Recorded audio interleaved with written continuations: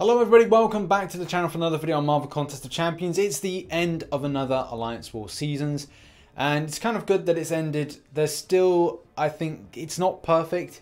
There's still scrutiny that comes with a lot of different alliances based on certain things that have been going on recently and as well at the start of the month. But this was the first month that we had the enlistment type thing, and that was kind of cool. It did kind of mean that people were playing a little bit more cleanlier, but the same token, there has been scrutiny for some alliances. Now, unlike the band Paramore, I'm not in the business for misery, so therefore I will not be kind of going into all of those different criticisms from people, talking about piloting, collusion, those kind of things. That's not what we're going to do. In this video, I'm going to talk about my experience this season and also look at the way that the points were. So where you were looking to get into Gold 1, your Platinum 3s, your Platinum 2s, your Platinum 1s, your Master, those kind of things. Because obviously people want to remain competitive, but at the same time don't want to feel burnt out by the situation. So let's delve into it. My season was very much on the bench. I spent most of the season, that's why I didn't do Road to Platinum 3, because I was on the bench a lot of the time, and that is a good thing and also a bad thing at the same time. It did allow me not to kind of like completely burn out from the game. Also allowed me to utilize my roster if there was a need for me to get in order to take down certain enemies, based on the fact that I could either use my 565 blade, my sentinel based on poison paths, having Iceman available for poison paths as well, but also a whole host of other champions available for different needs. As well, it could be said that we're in the same situation as we did last season.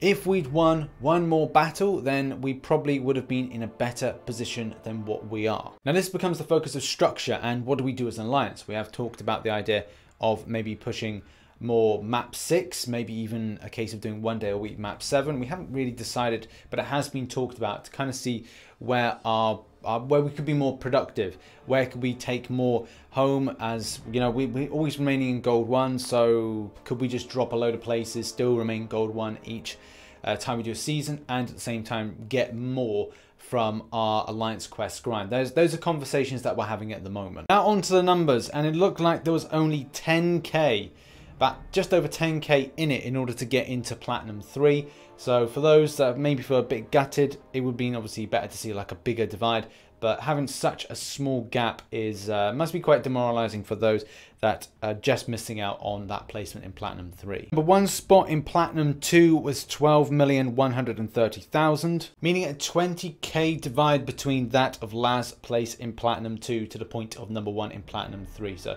there's still not as huge as a gap as I was hoping, but still enough to kind of make you feel a little bit gutted that is indeed the cut between getting in the next one up. Slightly over 13 mil was enough for the first place position in Platinum 2. Then we could see more of a larger divide, 100k divide, which is kind of, when we get up to like Platinum 1 and we're going up to Master, we're seeing bigger gaps. Number one spot in Platinum 1 was 14 mil and 18,000. But damn, 40k would have been enough to get into Master. So that's kind of a little bit gutting, especially when you get up to this stage in the game. There are a lot of points separating positions 1, 2, and 3, but I feel gutted for position 4 because I think it was like 28k, 25k separating out that position. So 25k in it in order to kind of get that spot of number 3. So yeah, feels bad, but I'm sure there's next season. I'm sure you'll smash it next season. At the point of recording this video, it has been announced when the next season is.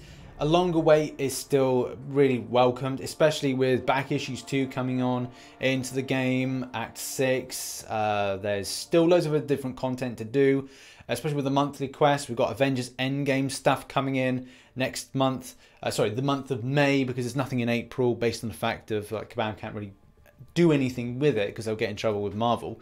So there's a lot of stuff still going on. I'm thinking that everyone's going to be really busy in game grinding out. So yeah, if you're able to spend, you're able to kind of blast through a lot of content. If you're free to play, then you may find that this is going to take a little bit longer. So it's kind of good that we've got a wait. Like I really would like about two weeks at most, or at least about 2 weeks would be fine, break before then starting up a new Alliance Wars season. I'm still pretty much unsure and like on the fence whether or not I actually enjoy Alliance Wars as a kind of a thing. It's okay-ish, it's just not something that I overly kind of rate and enjoy, especially considering that in some cases it is very much a competition-based thing, and there are times where things troll you. There's still people that are at one another's throats kind of going, right, well, you cheated. We're still talking about the ideas of the issues with the gifting badge. Still a few kind of complaints that do need to be identified from Kabam, need to kind of like act on some things. So I do hope that in the future that the game mode has a lot more respect for it, as at the moment I feel that it's a bit kind of just unsure. Either way, what did I get? A load of tier 2 alpha, which is helpful. I'm actually in the need for tier 2 alpha currently, and 3,000. That's not a huge amount of tier 2 alpha. That's all right-ish then, and so tier 5 basic. So, hooray! Right, in any case, that has been the video. Congrats to those that played well and got the positions that they did. And I'll see you next season. Maybe I'll do Road to Platinum 3 if I feel that us as an alliance are going to really kind of push for this.